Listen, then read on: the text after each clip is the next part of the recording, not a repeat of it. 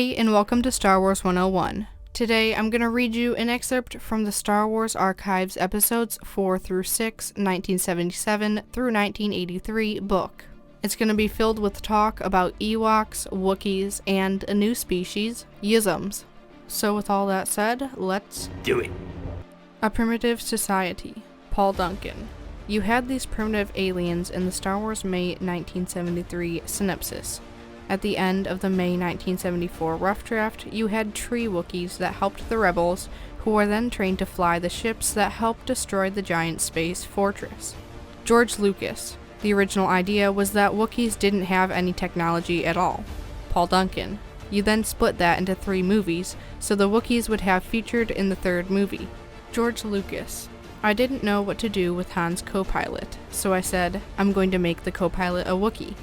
Then I said, well, I'm going to make him technologically savvy, like a pilot. Paul Duncan. Also, when you were developing Empire, there was the tribe of noble savages riding Manta Ray, like creatures living in a cloud city, which were eventually written out of the film.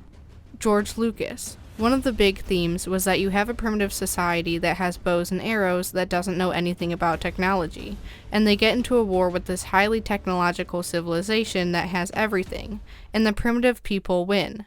That was the impetus for the whole thing. I was trying to replicate that in Jedi. And so nobody is confused, by Jedi he means the movie Return of the Jedi. I didn't make Endor a Wookiee planet because Chewbacca was sophisticated technologically, and I wanted the characters involved in the battle to be primitive. That's why I used Ewoks instead. Paul Duncan. Wookiee, Ewok. Georgelucas. Yeah, I was twisting things around. I basically cut the Wookiees in half and called them Ewoks. Howard Kazanjian. The first 2 creatures that George and I talked about were the Yuzzums and the Ewoks.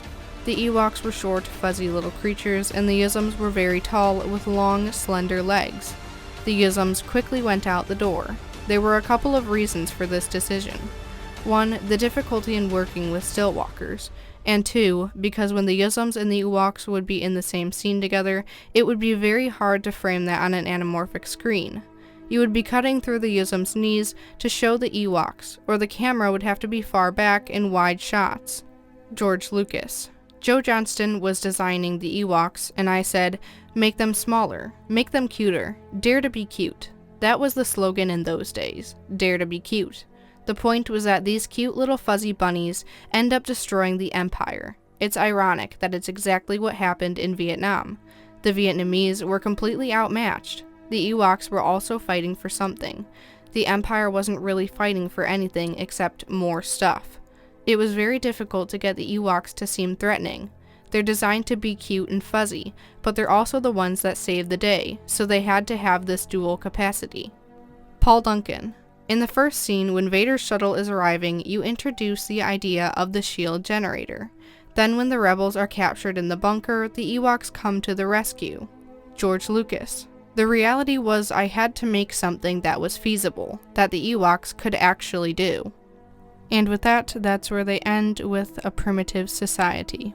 I hope you enjoyed listening to some of George Lucas's reasoning behind Ewoks and Wookiees, and even getting to hear about a new species which we could have gotten, the Yuzzums. Putting all the filming issues aside, would you have wanted to see the Yuzzums? Let us know in the comments down below. Their species would definitely be very interesting, especially paired with flying manta rays. Well, I hope you guys enjoyed this excerpt from the Star Wars Archives book, episodes 4 through 6, 1977 through 1983.